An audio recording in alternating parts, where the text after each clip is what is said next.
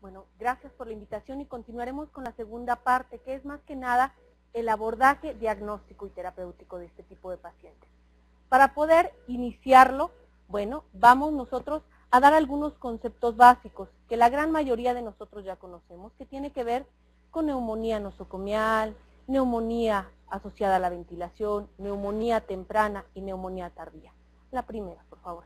Vamos a determinar entonces de manera importante la neumonía nosocomial. ¿Qué es la neumonía nosocomial? ¿Por qué es tan importante y por qué nos ocupa actualmente? Bueno, la neumonía nosocomial hay que recordar que es la presencia de infiltrados pulmonares que van a ocurrir en pacientes hospitalizados por una semana o más, en los que también puede aparecer fiebre o leucocitosis. También salió una nueva definición en la que refiere que el paciente puede ser egresado y hasta 3 semanas después del egreso hospitalario, si el paciente ingresa por un proceso infeccioso a nivel pulmonar, debe de ser considerado como de origen nosocomial. También ha sido definida como la neumonía que ocurre a las 48 horas después de la admisión al hospital. Y aquí algo muy importante es que va a excluir que la infección se estuviera incubando en el tiempo de admisión al hospital. Esto básicamente es lo que hace la diferencia de la neumonía adquirida en la comunidad. La siguiente. La neumonía nosocomial tiene dos vertientes importantes, la neumonía nosocomial temprana y la neumonía nosocomial tardía. Básicamente, la neumonía nosocomial lo único que las diferencia una de la otra es el tiempo de aparición entre ellas. La neumonía y los gérmenes que ocupan a cada una de ellas. La neumonía nosocomial temprana, bueno, va a ocurrir dentro de los primeros 4 días de la hospitalización. Habitualmente los gérmenes que nosotros encontramos en esta van a ser asociados o van a ser más comunes de la flora extrahospitalaria, a diferencia de la neumonía nosocomial tardía, en la cual se va a presentar al 5.º día de hospitalización y la más común es que sean gérmenes propios hospitalarios y que estos sean en muchas ocasiones multidrogoresistentes. Por favor, la siguiente. También una vertiente importante que nosotros tenemos que ver de la neumonía, como ya lo mencionaba el doctor Villagómez, es la neumonía asociada a la ventilación, que tal vez a nosotros en la terapia intensiva es la que más nos ocupa y la que, bueno, ocasiona mayor tiempo de estancia hospitalaria, mayor consumo y mayor gasto económico. Entonces vamos a recordar que esta es una infección del parénquima pulmonar y habitualmente va seguida de la intubación y la ventilación mecánica, y aquí la vertiente y la diferencia es que aparece 48 horas posteriores del inicio de la intubación orotraqueal y de la ventilación mecánica. Tenemos la clasificación clínica de la neumonía nosocomial, la cual la ha tratado de englobar. Existen varias vertientes, hay que determinar que el diagnóstico de esta pues se hace clínico, microbiológico, y existen factores de riesgo para cada una de estas que los vamos a ver a continuación. Tenemos el grupo 1, en la cual existe una neumonía nosocomial temprana en cualquier momento, y algo importante que lo diferencia es que el paciente no tiene factores de riesgo. No hay factores de riesgo asociados y bueno, pues una enfermedad leve, moderada o severa. El grupo 2 va a iniciar en cualquier momento, no existe un momento bien determinado, puede iniciar en cualquier momento de la evolución. Aquí ya la diferencia es que el paciente va a tener factores de riesgo y puede llevar una enfermedad leve o moderada. Y el grupo 3 evidentemente es un inicio tardío con o sin factores de riesgo, pero va a ser una enfermedad severa. ¿Cuáles son los factores de riesgo? Los factores de riesgo todos nosotros los conocemos. La realidad es que hay una gran cantidad de factores de riesgo. Sin embargo, hay 3 que a nosotros nos ocupan de manera importante. ¿Cuáles son? La intubación orotraqueal. La intubación orotraqueal y la ventilación mecánica siguen siendo tal vez los 2 factores de riesgo más importantes que hay para el desarrollo de neumonía. Se menciona que la intubación orotraqueal hasta en un 27% es un factor de riesgo para que nuestros pacientes puedan llegar a desarrollar esta enfermedad. Y como ya lo había mencionado el doctor Villagómez, la ventilación mecánica. Por cada día de que nuestro paciente esté en ventilación mecánica, se incrementa de manera importante el riesgo de infección. Tenemos que recordar que el 3% durante los primeros 5 días, 2% del día 5 al 10 y 1% después del día 10. Y aquí vemos cómo este riesgo se va incrementando de acuerdo a los días de intubación. El otro subgrupo que nos preocupa a nosotros mucho y que se ha tomado mucho hincapié es en aquellos pacientes que tienen enfermedad pulmonar obstructiva crónica, y en la cual en la diapositiva siguiente vamos a ver como en este grupo, en este subgrupo en especial, los gérmenes que ocasionan esta enfermedad son multidrogoresistentes y esto contribuye a mayor estancia hospitalaria. También se presenta con más frecuencia en el sexo masculino. Esto, bueno, de modo les tocó al sexo masculino que en ellos sea mucho más frecuente la neumonía nosocomial y por cirugía de urgencia. La siguiente, por favor. ¿Cuál es el impacto de la neumonía asociada a ventilación en los pacientes con enfermedad pulmonar obstructiva crónica? Esto es muy importante porque hay que recordar, y yo siempre les comento a los muchachos, lo fácil, mucha gente dice, es que es bien difícil intubar a un paciente. No, lo fácil es intubarlo, lo difícil es extubarlo, y extubarlo en el momento apropiado, y más si el paciente tiene enfermedad pulmonar obstructiva crónica. A veces no es tan simple, y todos nosotros hemos terminado con un paciente que tiene un mes, termina con traqueostomía, con una gran limitación en su calidad funcional, entonces realmente tenemos que determinar el momento preciso. ¿Cuál es el impacto? El CRUET en el 2006 se hicieron un estudio en cual se les tomó estudios bacteriológicos a 1088 pacientes que llegaron a un hospital y que estos tenían factores de riesgo y que tenían EPOC. De estos, 77 pacientes, el 6% desarrollaron neumonía asociada a la ventilación. Ustedes me podrían decir, pues es bien poquito, solamente el 6% desarrollaron neumonía asociada a la ventilación, sí, pero lo grave es que de este 6%, el patógeno más frecuentemente aislado fue Pseudomonas. Esto es sumamente grave. ¿Por qué? Porque tiene implicaciones en la evolución de este tipo de pacientes. De los gram positivos, el 18% se aisló Staphylococcus aureus. Y vean, de acuerdo a los pacientes que tuvieron neumonía asociada a la ventilación, cómo la mortalidad se incrementó hasta 2 veces, del 64% contra el 28% de los pacientes que no desarrollaron neumonía asociada al ventilador. La duración de ventilación mecánica en estos pacientes también se duplicó, fue de 24 más o menos 15 días contra 13.11 días de aquellos pacientes que no desarrollaron neumonía. Y la estancia en UCI, bueno, se prolongó de manera importante, 26 más 17 días contra 15, 13 días. Entonces, si vemos nosotros, realmente la neumonía asociada al ventilador tiene un impacto directo en los pacientes con enfermedad pulmonar obstructiva crónica de manera importante. ¿Por qué? Por los gérmenes y por la mortalidad, la duración y la estancia en terapia intensiva. ¿Cuáles son los factores de riesgo más comunes? Bueno, nosotros los conocemos, el uso de los bloqueadores H2, alteraciones del estado mental, el uso de sondas nasográficas, la broncoscopía reciente, enfermedades subyacentes, enfermedades que condicionen deficiencia en la inmunidad, diabetes mellitus, alcoholismo, tabaquismo, sedación continua, uso de nutrición parenteral o la sobrealimentación. Y algo importante que a veces ocurre de manera frecuente, el uso de antimicrobianos. El uso de antimicrobianos también es sumamente importante. A veces nuestros pacientes que nos llegan o de urgencias o nos llegan de medicina interna o nos llegan de los servicios de cirugía y estos ya tuvieron antibióticos previos. ¿Qué significa? Que bueno, muchos de estos pacientes van a tener multidrogoresistencia y es por eso la dificultad para poder determinar y para que estos sean tratados de manera adecuada. Existen algunos factores de riesgo específicos para patógenos multidrogoresistentes. Estos son específicos ya. ¿Cuáles son? El uso de los antibióticos 90 días previos. La hospitalización en 90 días previos. Hospitalizaciones mayores a 5 días. Duración de la ventilación mecánica mayor a 7 días. Historia de hospitalizaciones por alguna causa previa, pacientes diabéticos, pacientes con EPOC que llegan de repente con descompensación del mismo o pacientes que están bajo diálisis.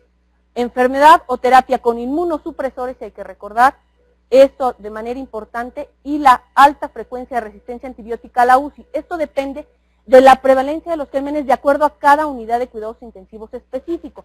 Nosotros conocemos la prevalencia de nuestros gérmenes, entonces sabemos cuáles son los gérmenes y con mayor frecuencia tenemos en nuestra unidad. Entonces depende, si sabemos nosotros que tenemos estafilococo y tenemos pseudomonas, que en muchas ocasiones puede ser multidrogoresistente, este es un factor ya de riesgo para patógenos multidrogoresistentes. Bueno, para recordar, tenemos que ver que para que un paciente desarrolle, pues tiene que ver factores del huésped, antecedentes cirugía o medicamentos previos, si tuvo broncoscopía, intubación, equipos de terapia respiratoria, la colonización que todos nosotros sabemos, orofaringe, colonización gástrica, la aspiración, alteraciones en los mecanismos de defensa pulmonares, translocación bacteremia, que nos pueden llegar hasta una neumonía. Ya una vez que nosotros tratamos de ver estas generalidades, bueno, vamos a ver el abordaje diagnóstico y terapéutico. Hay quien dice que esto es muy simple. Es clínico, es de laboratorio y es de gabinete, evidentemente. Y poniéndolo así todo el mundo dice, pues sí, es bien simple. Sin embargo, tenemos que recordar que todos nuestros pacientes, y esto es bien importante, yo les hago muchísimo hincapié, la historia clínica es fundamental. A ninguno nos gusta hacer historias clínicas, y es la realidad. Pero es fundamental para poder determinar que estos pacientes tienen un proceso infeccioso y el examen clínico. Las radiografías, tanto posterior anterior como laterales de tórax, estas nos permiten ver de manera adecuada si el paciente tiene zonas de consolidación, si tiene derrames pleurales, y bueno, nos permite y nos orienta un poco hacia el germen que puede ser. Si presentan infiltrados pulmonar nuevos o progresivos, si hay evidencia de cavitación, y los estudios de laboratorio y gabinete. Dentro de estos tenemos los cultivos propios de las secreciones y los hemocultivos, pero hay que recordar que muchos de estos pueden dar falsos positivos. La evidencia histológica de la infección, la gasometría, sin embargo, esta no es específica, acuérdense que muchas otras alteraciones o patologías pueden llegar a cursar con alteraciones del índice de Kirby, la biometría hemática, los electrolitos, las pruebas de función hepática y renal, y algo importante, la toracocentesis diagnóstica en casos de derrame pleural. Bueno, este tal vez sea uno de los abordajes diagnósticos tal vez un poquito más sencillos que salieron publicados en el 2006, donde ponemos que existe sospecha clínica de una neumonía asociada a la ventilación. Bueno, lo primero que tenemos que traer es cultivos cuantitativos de las secreciones respiratorias. Tenemos que determinar, de acuerdo a la historia clínica, si el paciente tiene factores de riesgo para una infección por patógenos multidrogoresistentes. ¿Cuáles fueron? Los que vimos hace un momento. Si no tiene factores, bueno, tiene que ser una terapia antibiótica enfocada. Y ellos sugieren, bueno, ceftriaxona o fluoroquinolona. Y de acuerdo a esto tenemos que ajustar nuestros resultados y nuestro antibiótico de acuerdo a los resultados basados en la microbiología. Si no existen resultados, si ustedes están en una unidad, bueno, en la que a veces se llegan a tardar estos estudios un poquito más de tiempo, pues se debe de continuar con el régimen inicial, ver la evolución y la mejoría clínica después de 3 a 4 días, y si no hay mejoría, recultivar, considerar un cultivo pero ya con broncoscopía, con cepillado broncoalveolar, buscar otras alternativas de sitios de infección, y algo bien importante que a veces se nos pasa, buscar una etiología no infecciosa que esté ocasionando todos estos cuadros. Bueno, si hay riesgo para patógenos multidrogoresistentes, bueno, vamos a tener que dar nosotros una terapia de amplio espectro. Ellos sugieren terapias antipseudomonas, aminoglucósidos y vancomicina, y nuevamente siempre tenemos que enfocar nuestros resultados y nuestro tratamiento de acuerdo a los resultados microbiológicos. Tenemos que ver si hay mejoría, tenemos que ver si tenemos gram negativos, que son fermentadores, no fermentadores, y si no lo son, bueno, parar los antibióticos después de 8 días, y si sí lo son, continuar antibióticos y suspenderlos al día 14. La siguiente, por favor. Entonces tenemos nosotros los cultivos cuantitativos, la broncoscopía con lavado y cepillado broncoalveolar, la PCR que actualmente está tomando mucho énfasis en el abordaje diagnóstico de los pacientes, sobre todo para micoplasma, la procalcitonina, y estos últimos dos son sumamente importantes. ¿Por qué? Porque se ha visto que en ciertos subgrupos de pacientes, en ciertas características especiales que estos pacientes pueden llegar a tener, que tiene que ver con inmunosupresión o con cirugías previas, si estos se mantienen elevados, hacen mediciones al 3º, al 5º y al 7º día, y si estos persisten elevados, esto va a tener impacto directo en la sobrevida. Entonces, actualmente, PCR y procalcitonina, que si de primera intención está por arriba de 10 y se mantiene así al 7º día, este paciente va a tener mucho mayor mortalidad que el resto de los pacientes en los cuales tienen la curva normal de habitualmente 48 horas, y que la procalcitonina entre el 3er y 4º día con un buen esquema antibiótico y una buena respuesta del paciente empieza a disminuir. La siguiente. Nuevamente tenemos los no invasivos, la aspiración traqueobronquial con un punto de corte mayor a 10 a la 6 unidades formadoras de colonia. La detección urinaria de antígenos de Legionela, actualmente también existen estas evidencias. Los cultivos de secreción, algo importante y que no hice hincapié, es que tenemos, y esto sí es algo muy simple y muy fácil, antes de iniciar cualquier antibiótico, tomar un GRAM, que es mucho más fácil y nada más podemos determinarlo. La detección de antígenos, PCR en sangre y orina, sobre todo para identificar estos gérmenes. Y dentro de los invasivos, la broncoscopía sigue siendo de gran utilidad. Sin embargo, tiene que ser la broncoscopía con cepillado y lavado broncoalveolar protegido. Tiene una utilidad del 41% en neumonía de la comunidad y hasta el 72% en neumonía asociada a la ventilación. Aquí el punto de corte, si lo vemos nosotros, es todavía mucho más pequeño que en la aspiración traqueobronquial y ya específicamente el cepillado bronquial todavía es mucho más específico con un punto de corte de 10 a la 3 unidades formadoras de colonia. Y en caso de que esto no pueda ser, bueno, tenemos también a la biopsia bronquial o a la transbronquial o a cielo abierto si llega a ser necesario. Tenemos la sensibilidad de cada uno de estos, cultivo del esputo expectorado, 49-80 con una especificidad de 50 a 58, la aspiración traqueal, 80 y 60, las fibras de elastina en hidróxido de potasio, 52 y 42, y algo importante, los hemocultivos, vean qué nivel tan bajo de especificidad y de sensibilidad tienen. Sin embargo, el cepillado bronquial protegido, 95 y 94%. Y el lavado bronquial alveolar con una mayor a 10 a las 5 unidades formadoras de colonia, de 88 a 100%. Entonces, dentro de esto sigue siendo la broncoscopia con el cepillado bronquial alveolar lo más específico. Y nuevamente tenemos esto y hay que recordar que recupera de 5 a 10 veces el microorganismo aspirado en la biopsia por cepillado. Y esto es positivo cuando da de 10 a 14 unidades formadoras de colonias por mililitro. Tiene una sensibilidad pues hasta el 100%. La siguiente, por favor. Ya una vez que nosotros determinamos todo esto y que tomamos todos estos estudios microbiológicos y estos cultivos y esta broncoscopía, es importantísimo identificar el germen, porque de acuerdo a esto va a ir enfocado nuestra terapéutica. Entonces, bueno, tenemos que recordar que sin factores de riesgo, pues es hemófilis, estafilococo, E. coli, Klebsiella, proteus. Y con factores de riesgo específicos si el paciente fue sometido a una cirugía abdominal, si tiene coma, diabetes, insuficiencia renal, estafaurus es lo más común, si recibe altas dosis de esteroides, pues a lo mejor las pseudomonas y la legionela, y si tuvo estancia prolongada, gram negativos resistentes. La siguiente. Ya una vez que tenemos nosotros estos estudios, podemos determinarlo y es lo que les mencionaba, los gérmenes adecuados a la neumonía nosocomial temprana, que habitualmente son gérmenes de la comunidad, y los de la neumonía nosocomial tardía, que tal vez Pseudomonas, Candida y Staphylococcus aureus sean los más importantes. Y sobre estos tres, la siguiente vamos a hacer una pequeña revisión. El Sistema de Salud de Infección de Estados Unidos determinó e hizo un estudio en el cual tomó 400,000, se encontraron 400,000 bacterias aisladas en infecciones adquiridas hospitalarias en la UCI. Se hizo una revisión de todas estas de 1986 al 2003. 65% de estas 400,000 muestras fueron asociadas a bacilos gram negativos. 18% fue Pseudomonas, 10% Enterobacter, 7% Klebsiella y 7% Acinetobacter. Esto es sumamente importante porque se encontró que está incrementándose el número de bacterias gram negativas. Y esto, por supuesto, implica en que estos gérmenes son mucho más resistentes a los antibióticos.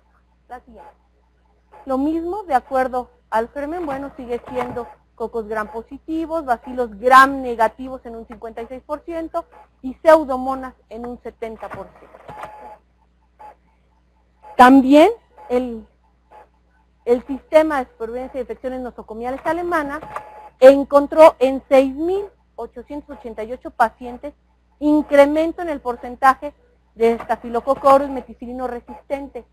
Era en 1977 del 8%. Y vean algo tan alarmante. En el 2003 esta cifra se fue hasta el 30%. La mortalidad por metileno sensible, esto está al revés, es 16.9, es 7, y por resistente es 16.9. Esto también se incrementó de manera importante. Y la mortalidad cruda, evidentemente, también tuvo un incremento. La siguiente, por favor. También referente a la cándida, la colonización, y esto es bien importante, hay que recordar que nosotros necesitamos métodos cuantitativos. ¿Por qué? Porque muchos de nuestros pacientes están colonizados, no están infectados. Sin embargo, la colonización es común, hasta en un 26.6%, y va asociada a la ventilación mecánica. Sin embargo, la simple colonización es un factor de riesgo independiente para que los pacientes lleguen a desarrollar neumonía. Y bueno, ya una vez que nosotros vimos esto, tenemos los riesgos y la mortalidad. Tenemos que la edad tiene un índice, en pacientes, la mortalidad en pacientes con neumonía asociada a la ventilación, tiene un índice de confianza de 1 a 1.3, pacientes inmunodeprimidos, puntuación en la calidad de vida, cáncer. Todo esto repercute de manera directa en la mortalidad de los pacientes con neumonía asociada a la ventilación. Y por último, ya para completar este abordaje diagnóstico, tenemos los estudios de gabinete, entre los cuales la radiografía es fundamental. Yo creo que nosotros no podemos trabajar sin una radiografía inicial de tórax. Y la tomografía computarizada, que actualmente se ha utilizado para el diagnóstico de las neumonías. Sin embargo, realmente de todas las revisiones es muy poquito el apartado de la tomografía. ¿Para qué nos sirve? Dice ahí, evidentemente, para determinar si el paciente tiene cavitaciones, si tiene bulas, si tiene derrames, si tiene cavitaciones, y precisa, y es un poco más sensible y específica que la radiografía de tórax, porque bueno, precisamente por cómo está tomada esta tomografía. Vemos cómo se evidencia perfectamente las zonas de consolidación. La siguiente, por favor. Esta es una paciente con una neumonía necrotizante por pseudomonas, en las cuales se ve perfectamente en una tomografía cómo existe evidencia y afectación prácticamente bilateral. Sin embargo, pues es mucho más importante del lado derecho. Entonces, recordemos, la tomografía es de gran utilidad, pero no es absolutamente necesaria para el diagnóstico. Lo es la clínica, los estudios bacteriológicos y una radiografía, evidentemente. La siguiente. Por lo tal, nosotros podemos concluir que de los factores de riesgo, el más importante continúa siendo la intubación orotraqueal y la ventilación mecánica, que la broncoscopía con el cepillado branquioalveolar es el método de diagnóstico más útil, que la PCR y la procalcitonina ayudan a identificar a ciertos subgrupos de mayor riesgo. Y la tomografía computarizada es de gran ayuda, pero solamente para determinar el diagnóstico diferencial. ¿De acuerdo? Eso es todo. Gracias.